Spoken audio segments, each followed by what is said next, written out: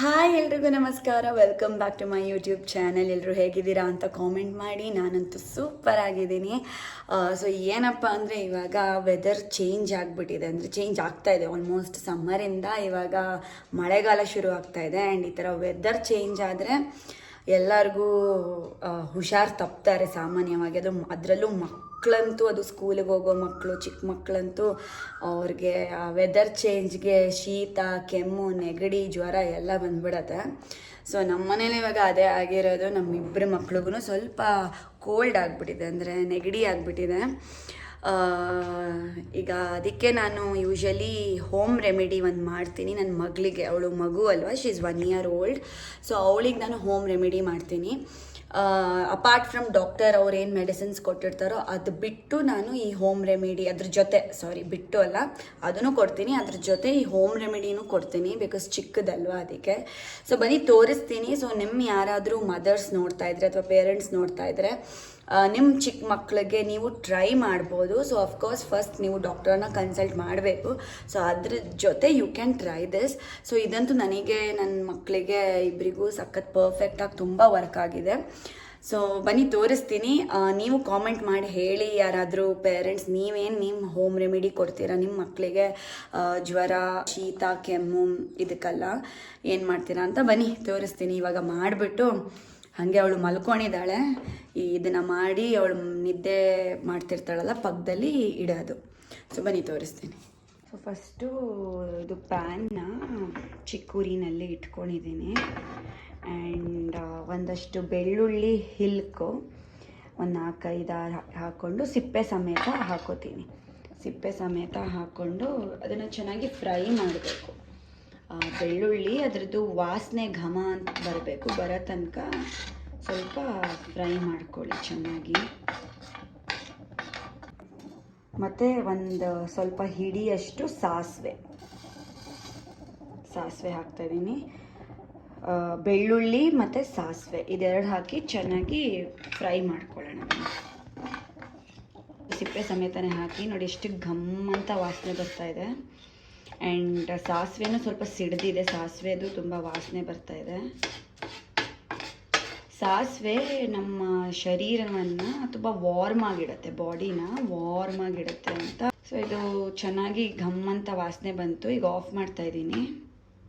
ಈ ಥರ ಒಂದು ಬಟ್ಟೆ ತೊಗೋಬೇಕು, ಸ್ವಲ್ಪ ಕಾಟನ್ ಮತ್ತು ತೆಳ್ಳಗಿರೋದು, ಓಕೆನಾ. ಮತ್ತು ಈ ಮಿಶ್ರಣ ಏನಿದೆಯೋ ಇದನ್ನು ಈ ಬಟ್ಟೆ ಒಳಗೆ ಹಾಕೊಳ್ಳೋಣ. ಹಾಕೊಂಡ್ಮೇಲೆ ಎಂಥ ಘಮ್ ಅಂತ ವಾಸನೆ ಬರ್ತಿದೆ ಗೊತ್ತಾ. ಈ ಥರ ಫುಲ್ ನೋಡಿ ರೋಸ್ಟ್ ಆಗಬೇಕು. ರೋಸ್ಟ್ ಆಗೋ ತನಕ ನೀವು ಮಾಡಬೇಕು, ಆವಾಗಲೇ ಅದರದ್ದು ವಾಸನೆ ಬಿಟ್ಕೊಳ್ಳೋದು. ಸೊ ಇವಾಗ ಇದನ್ನು ಒಳ್ಳೆ ಒಂದು ಚಿಕ್ಕ ಬ್ಯಾಗ್ ಥರ ಕಟ್ಬಿಟ್ಟು ತೋರಿಸ್ತೀನಿ ರೀ. ನೋಡಿ ಈ ಥರ ಚಿಕ್ಕ ಬ್ಯಾಗು, ಇದರಲ್ಲಿ ಬೆಳ್ಳುಳ್ಳಿ ಸಾಸಿವೆದು ಘಮ್ ಅಂತ ವಾಸನೆ ಬರ್ತಿದೆ. ಸೊ ಈ ಮಿಶ್ರಣವನ್ನು, ಈ ಚಿಕ್ಕ ಬ್ಯಾಗ್ನ ಮಕ್ಕಳು ಮಲ್ಕೋತಾರಲ್ಲ, ಜಸ್ಟ್ ಅವ್ರು ಮಲ್ಕೊಳ್ಳೋ ಬೆಡ್ ಮೇಲೆ ಇಡಬೇಕು. ಸೊ ನಾನು ಅದನ್ನು ಹೋಗಿ ಇವಾಗ ಇಡ್ತೀನಿ. ತುಂಬ ಮಕ್ಕ ಹತ್ರ ಎಲ್ಲ ಇಡಕ್ಕೆ ಹೋಗಬೇಡಿ, ಯಾಕಂದರೆ ಇದ್ರದ್ದು ಫ್ಲೇವರ್ ಬರುತ್ತೆ. ಸುಮ್ಮನೆ ಬೆಡ್ ಮೇಲೆ ಇಟ್ಟರೆ ಸಾಕು, ಅದು ರೂಮ್ ತುಂಬ ಲೈಟಾಗಿ ಘಮ್ ಅಂತ ಇರುತ್ತೆ. ಸೊ ಬನ್ನಿ ಇಡೋಣ. ಕೆಲವೊಂದು ಪೂಜಾ ಐಟಮ್ಗಳನ್ನ ಕ್ಲೀನ್ ಮಾಡೋದಿತ್ತು, ಅಂದರೆ ಎಲ್ಲ ಬಾಕ್ಸಲ್ಲೇ ಇಟ್ಬಿಟ್ಟಿದ್ದೆ, ಸುಮಾರು ದಿವಸದಿಂದ ತೆಗ್ದಿರಲಿಲ್ಲ. ಸೊ ಕ್ಲೀನ್ ಮಾಡೋಣ ಅಂತ ಬಂದು ಕ್ಲೀನ್ ಮಾಡ್ತಾಯಿದ್ದೀನಿ. ಸೊ ಏನಪ್ಪ ಇವಾಗ ನಾನು ಸ್ಪಿರಿಚುಯಾಲಿಟಿ ಅಂತ ಹೇಳ್ತೀನಲ್ಲ, ಲೈಕ್ ನಾನು ತುಂಬ ಸ್ಪಿರಿಚುವಲ್ ಅಂತ.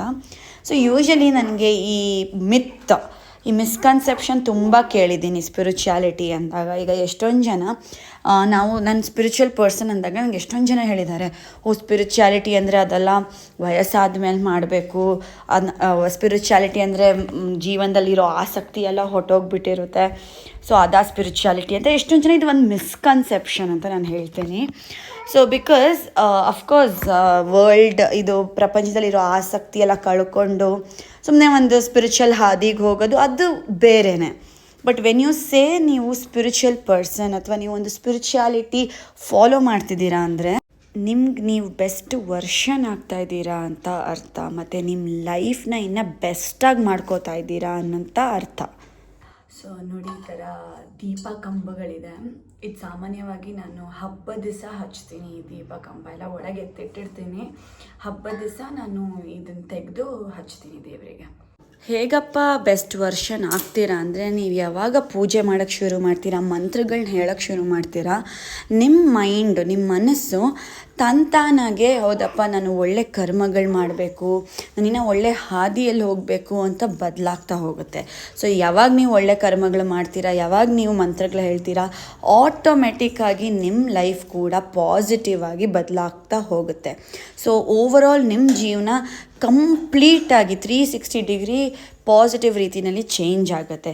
ಸೊ ನನ್ನ ಪ್ರಕಾರ ಸ್ಪಿರಿಚುಯಾಲಿಟಿ ಅಂದರೆ ನಿರಾಸಕ್ತಿಯಿಂದ ಎಲ್ಲ ಬಿಟ್ಟು ಓಡೋಗೋದಲ್ಲ, ಬಟ್ ಅದ್ರ ಬದಲಾಗಿ ಲೈಫ್ ಹೆಂಗೆ ಇರಲಿ, ಏನೇ ಬರಲಿ, ಲೈಫ್ ಇಸ್ ಬ್ಯೂಟಿಫುಲ್ ಅಂತ ಪಾಸಿಟಿವ್ ರೀತಿಯಾಗಿ ಮುನ್ನಡೆಯೋಕ್ಕೆ ಸಹಾಯ ಮಾಡುತ್ತೆ. ಮತ್ತು ಇನ್ನೊಂದು ಏನಪ್ಪ ಅಂದರೆ, ನೀವು ಸ್ಪಿರಿಚುವಲಾಗಿ ಇಲ್ಲ ಅಂದ್ರೂ ಜೀವನ ಹೇಗೋ ನಿಮ್ಮನ್ನು ಇವತ್ತಲ್ಲ ನಾಳೆ ಸ್ವಲ್ಪ ಆದರೂ ಸ್ಪಿರಿಚುಯಾಲಿಟಿ ಅಥವಾ ಸ್ಪಿರಿಚುವಲಾಗಿ ಇರೋ ಹಾಗೆ ಮಾಡಿಸುತ್ತೆ. ಸೊ ಇದಂತೂ ನನಗೆ ಗೊತ್ತಿರೋರು, ನನ್ನ ಅಕ್ಕಪಕ್ಕ ಇರೋರು, ನಂಗೆ ಗೊತ್ತಿರೋನ ಜೀವನದಲ್ಲಿ ನಾನು ನೋಡಿದ್ದೀನಿ. ಸೊ ಏನು ಹೇಗೆ ಅಂದರೆ, ಇವಾಗ ಅವ್ರ ಜೀವನ ಎಲ್ಲ ತುಂಬ ಚೆನ್ನಾಗಿ ನಡೀತಾ ಇರುತ್ತೆ. ಅವಾಗ ಅವ್ರು ಅಷ್ಟೇನು ತಲೆ ಕೆಡಿಸ್ಕೊಳ್ಳಲ್ಲ. ಅಂದರೆ ಪೂಜೆ ಮಾಡಬೇಕು, ದೇವ್ರನ್ನ ಸ್ಮರಣೆ ಮಾಡಬೇಕು, ಏನಾದರೂ ಅದು ಮಾಡಬೇಕು, ಇದು ಮಾಡಬೇಕು ಅಂತ ಅವ್ರೇನು ಜಾಸ್ತಿ ತಲೆ ಕೆಡಿಸ್ಕೊಳ್ಳೋದು. ಯಾಕಂದರೆ ಅವ್ರ ಜೀವನ ನೀನೇನು ಮಾಡದೇ ಇರಲಿ ಅದು ನಡೀತಾನೇ ಇರುತ್ತೆ. ಸೊ ಅವರು ಹಾಗೆ ನಡೆಸ್ಕೊಂಡು ಹೋಗ್ತಾ ಇರ್ತಾರೆ. ಸೊ ಏನಕ್ಕೆ ಅದು ಚೆನ್ನಾಗಿ ನಡೀತಾ ಇರುತ್ತೆ ಅಂದರೆ, ಅವ್ರ ಟೈಮ್ ಚೆನ್ನಾಗಿರುತ್ತೆ, ಅವ್ರ ಕರ್ಮಗಳು ಚೆನ್ನಾಗಿರುತ್ತೆ. ಸೊ ಆ ಒಳ್ಳೆ ಟೈಮಲ್ಲಿ ಅವ್ರ ಲೈಫು ತುಂಬ ಚೆನ್ನಾಗಿ ನಡ್ಕೊಂಡು ಹೋಗ್ತಾ ಇರುತ್ತೆ. ಬಟ್ ಯಾವುದು ಪರ್ಮನೆಂಟ್ ಅಲ್ವಾ. ಸೊ ಯಾವಾಗ ಅವ್ರದ್ದು ಒಳ್ಳೆ ಟೈಮ್ ಮುಗಿದು ಸ್ವಲ್ಪ ನೆಗೆಟಿವ್ ಟೈಮ್ ಅಥವಾ ಲೋ ಟೈಮ್ ಶುರು ಆಗೋಕ್ಕೆ ಸ್ಟಾರ್ಟ್ ಆಗುತ್ತೋ, ಆವಾಗ ಅವರು ಫುಲ್ ಸ್ಪಿರಿಚುವಲ್ ಆಗಿಬಿಡ್ತಾರೆ. ಅಂದರೆ ದೇವ್ರ ಪೂಜೆ ಮಾಡೋದೇನು, ದೇವಸ್ಥಾನಕ್ಕೆ ಹೋಗೋದೇನು, ಹೋಮ ಮಾಡಿಸೋದೇನು, ಆಸ್ಟ್ರಾಲಜಿ ಅಂದರೆ ಜ್ಯೋತಿಷ್ಯ ಕೇಳೋದೇನು, ಅಥವಾ ಏನಾದರೂ ಈ ಥರ ಎನರ್ಜಿ ವರ್ಕ್ ಆಗಲಿ, ರಿಚುವಲ್ಸ್ ಆಗಲಿ, ಅದು ಇದು ಮಾಡೋದೇನು. ಸೊ ಪೂರ್ತಿ ಅವ್ರು ಚೇಂಜ್ ಆಗಿಬಿಡ್ತಾರೆ. ಅಂದರೆ ಅವ್ರಿಗೆ ಅಷ್ಟು ಬೇಕಾಗಿರುತ್ತೆ. ಅಂದರೆ ಜೀವನ ಏನೋ ಸ್ವಲ್ಪ ಏರುಪೇರು ಆಗ್ತಿದೆ, ಸರಿ ಹೋಗ್ತಾ ಇಲ್ಲ, ಹೆಂಗಾದ್ರೂ ಮಾಡಿ ಸರಿ ಮಾಡ್ಕೋಬೇಕು ಅಂತ ದೇವ್ರ ಮೊರೆ ಹೋಗ್ತಾರೆ. ಅದೇನೋ ಹೇಳ್ತೀವಲ್ಲ, ಸಂಕಟ ಬಂದರೆ ವೆಂಕಟರಮಣ ಅಂತ, ಆ ಥರ. ಸೊ ಇದು ನಾನು ತುಂಬ ನೋಡಿದ್ದೀನಿ.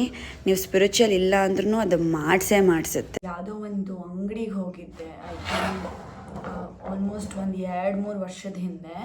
ಸೊ ಅಲ್ಲಿ ನನಗೆ ಇದು ಸಿಕ್ತು ನೋಡಿ, ಫುಲ್ಲು ಗೋಲ್ಡನ್ ಕಲರ್ದು ಶ್ರೀನಿವಾಸ. ಇದಂತೂ ನನಗೆ ಸಿಕ್ಕಾಬಡೆ ಇಷ್ಟ ಆಯಿತು. ಸೊ ನಾನು ಹಾಗೆ ಇಟ್ಕೊಂಡಿದ್ದೀನಿ. ಇವಾಗ ಇದನ್ನು ನೋಡೋಣ ಇಲ್ಲೆಲ್ಲಾದರೂ ಈ ರೂಮಲ್ಲಿ ಅಂಟಿಸೋಣ ಅಂತ. ಅದಕ್ಕೆ ಇವಾಗ ಕ್ಲೀನ್ ಮಾಡಿಬಿಟ್ರೆ ಎಲ್ಲ ಸಿಗುತ್ತೆ. ಮರ್ತೋಗ್ಬಿಟ್ಟಿರುತ್ತಲ್ವ ಏನೇನಿರುತ್ತೆ ಅಂತೆಲ್ಲ ಎತ್ತಿಟ್ಬಿಟ್ಟಿದ್ರೆ. ಸೊ ಇದೊಂದು ಸಿಕ್ತು ನೋಡಿ, ಹೆಂಗೆ ಹೊಳಿತಾ ಇದೆ ಗೋಲ್ಡನ್ನಲ್ಲಿ. ಇಲ್ಲಿ ಅಷ್ಟಲಕ್ಷ್ಮಿ ಇದೆ, ಶ್ರೀನಿವಾಸ ಇದೆ. ನನಗೆ ನಿಜವಾಗ್ಲೂ ಇಂಥದ್ದೆಲ್ಲ ನೋಡಿದ್ರೆ ಸಿಕ್ಕಾಬಡೆ ಖುಷಿಯಾಗ್ಬಿಡುತ್ತೆ. ನಿಮಗೂ ಖುಷಿ ಆಗುತ್ತಾ ಈ ಥರ ಎಲ್ಲ ನೋಡಿದ್ರೆ ಇಲ್ವಾ ಅಂತ ಕಾಮೆಂಟ್ ಮಾಡಿ ಹೇಳಿ ನನಗೆ. ಈಗ ಕ್ಲೀನ್ ಮಾಡ್ತಿರ್ಬೇಕಾದ್ರೆ ನನಗೆ ಗೊತ್ತಿತ್ತು ನಾನು ಇದೇ ಬಾಕ್ಸಲ್ಲಿ ಇಟ್ಟಿದ್ದೀನಿ ಅಂತ. ಸೊ ನನಗೆ ಇದು ಕ್ರಿಸ್ಟಲ್ಸ್ ಸಿಕ್ಕಿದೆ. ನನಗಿದು ತೆಗಿಬೇಕು ಅಂತ ತುಂಬ ದಿವಸದಿಂದ ಅನ್ಕೋತಾ ಇದ್ದೆ, ಟೈಮೇ ಆಗ್ತಾ ಇರಲಿಲ್ಲ. ಈಗ ಫೈನಲಿ ಸಿಕ್ತು. ಸೊ ನಾನು ಮುಂದಿನ ವ್ಲಾಗಲ್ಲಿ ನಾನು ಕ್ರಿಸ್ಟಲ್ಸ್ ಬಗ್ಗೆ ಮಾತಾಡ್ತೀನಿ. ಬಿಕಾಸ್ ನಾನು ಅಗೇನ್ ಇವಾಗ ಸ್ಟಾರ್ಟ್ ಮಾಡ್ತಾಯಿದ್ದೀನಿ. ಎಲ್ಲ ಎತ್ತಿಟ್ಟಿದ್ದೆ ಒಂದು ಸ್ವಲ್ಪ ದಿವಸ, ಯಾಕಂದರೆ ನನ್ನ ಮಗಳು ಚಿಕ್ಕವಳಿದ್ಲು ಅಂತ, ಮತ್ತು ನಾನು ಬಾಣಂತಿ ಎಲ್ಲ ಇದ್ದೆ ಅಂತ. ಸೊ ಎತ್ತಿಟ್ಟಿದ್ದೆ. ಈಗ ಮತ್ತೆ ಎಲ್ಲ ತೆಗೆದು ಮಾಡೋಣ ಅಂತ ನನ್ನ ನೆಕ್ಸ್ಟ್ ವ್ಲಾಗಲ್ಲಿ ನಾನು ಕ್ರಿಸ್ಟಲ್ಸ್ ಬಗ್ಗೆ ತೋರಿಸ್ತೀನಿ. ಬಿಕಾಸ್ ಇವಾಗೆಲ್ಲ ತೆಗೆದು ಕ್ಲೆನ್ಸಿಂಗ್ ಎಲ್ಲ ಮಾಡಿ ಇದನ್ನು ಯೂಸ್ ಮಾಡೋಕ್ಕೆ ಶುರು ಮಾಡ್ತೀನಿ. ಸೊ ನೋಡಿ ಇದು, ಮತ್ತು ನಾನು ಆಲ್ರೆಡಿ ಈಗ ಒಂದು ಹಾಕ್ಕೊಂಡಿದ್ದೀನಿ ಕ್ರಿಸ್ಟಲ್ಸ್, ನೀವು ಅಬ್ಸರ್ವ್ ಮಾಡಿದರೆ. ಸೊ ನೆಕ್ಸ್ಟ್ ವ್ಲಾಗಲ್ಲಿ ನಾನು ಇದ್ರ ಬಗ್ಗೆ ಹೇಳ್ತೀನಿ. ಸೊ ನೀವೇನಾದರೂ ನನ್ನ ವೀಡಿಯೋಸ್ ನೋಡ್ತಾ ಇದ್ದು ವ್ಲಾಗ್ಸ್ ಇಷ್ಟ ಆಗ್ತಾ ಇದ್ದರೆ ಸಬ್ಸ್ಕ್ರೈಬ್ ಮಾಡ್ಕೊಳ್ಳೋದನ್ನು ಮರಿಬೇಡಿ, ಸಬ್ಸ್ಕ್ರೈಬ್ ಮಾಡ್ಕೊಳ್ಳಿ. ಫಸ್ಟ್ ಕ್ಲೀನಿಂಗ್ ಎಲ್ಲ ಮುಗೀತು. ಒಂದು ಸ್ವಲ್ಪ ಹೊತ್ತು ರೆಸ್ಟ್ ಮಾಡೋಣ ಅಂತ ಕೂತಿದ್ದೀನಿ. ನನ್ನ ಮಗಳಿನ ಮಲ್ಕೊಂಡಿದ್ದಾಳೆ. ಕೋಲ್ಡ್ ಆಗಿದೆಯಲ್ಲ, ಸ್ವಲ್ಪ ಮೆಡಿಸಿನ್ನು, ಹೋಮ್ ರೆಮಿಡಿ ಎಲ್ಲ ಮಾಡಿ ಮಲಗಿಸಿದ್ದೀನಿ. ಸೊ ಒಂದು ಸ್ವಲ್ಪ ಹೊತ್ತು ಮಲ್ಕೋತಾಳೆ. ನೀವು ನನ್ನ ಥಂಬ್ನೇಲಲ್ಲಿ ನೋಡಿದ್ದೀರಾ ಅಲ್ವಾ, ಸ್ಪಿರಿಚುವಲ್ ಪೇರೆಂಟಿಂಗ್ ಅಂತ. ಸೊ ಏನಪ್ಪ ಅದು ಅಂದರೆ, ಈಗ ನಾವು ಜೆಂಟಲ್ ಪೇರೆಂಟಿಂಗ್ ಕೇಳಿದ್ದೀವಿ, ಹಾರ್ಶ್ ಪೇರೆಂಟಿಂಗ್ ಕೇಳಿದ್ದೀವಿ. ಏನಿದು ಸ್ಪಿರಿಚುವಲ್ ಪೇರೆಂಟಿಂಗ್ ಅಂದರೆ, ನಾವೇನು ಮಾಡ್ತೀವೋ ಆ್ಯಸ್ ಪೇರೆಂಟ್ಸ್ ಅದಕ್ಕೊಂದು ಸ್ಪಿರಿಚುವಲ್ ಟಚ್ ಅಂತ. ಸೊ ನಾನು ಸ್ಪಿರಿಚುವಲ್ ಪೇರೆಂಟಿಂಗ್ ಮಾಡ್ತೀನಿ ಯೂಶಲಿ. ಅಂದರೆ ಒಂದು ಸ್ಮಾಲ್ ಟಿಪ್ ಕೊಡ್ತೀನಿ, ನಾನೇನು ಮಾಡ್ತೀನಿ ಅನ್ನೋದನ್ನು ನಿಮ್ಮ ಜೊತೆ ಶೇರ್ ಮಾಡ್ತೀನಿ. ನಿಮಗೂ ಅದನ್ನು ಮಾಡಬೇಕು ಅನಿಸಿದ್ರೆ ನಿಮ್ಮ ಮಕ್ಕಳಿಗೆ ಮಾಡ್ಬೋದು.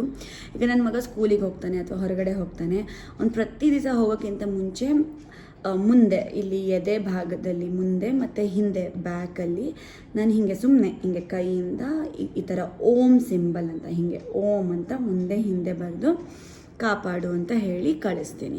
ಸೊ ಓಮ್ ಅನ್ನೋದು ತುಂಬ ಪವರ್ಫುಲ್ ಸಿಂಬಲು ನಮ್ಮ ಹಿಂದೂಯಿಸಮಲ್ಲಿ.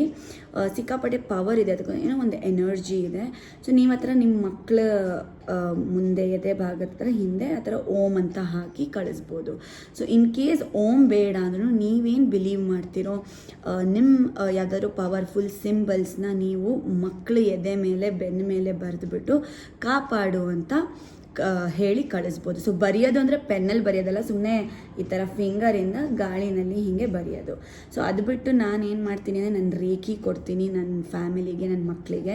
ಸೊ ನೀವು ಯಾರಾದರೂ ರೇಖಿ ಕಲ್ತಿದ್ರೆ ಕಾಮೆಂಟ್ ಮಾಡಿ ಹೇಳಿ. ಸೊ ನನಗೆ ರೇಖಿ ಬರುತ್ತೆ, ಸೊ ನಾನು ರೇಖಿ ಕೊಡ್ತೀನಿ. And reiki they are all very Sacred and powerful symbols. ಅದೆಲ್ಲ ತುಂಬ ಹಳೇ ಕಾಲದಿಂದ, ತುಂಬ ವರ್ಷಾನುಗಟ್ಲೆಯಿಂದ ಯೂಸ್ ಮಾಡ್ತಾ ಇರೋ ಸಿಂಬಲ್ಸ್ ಅದು.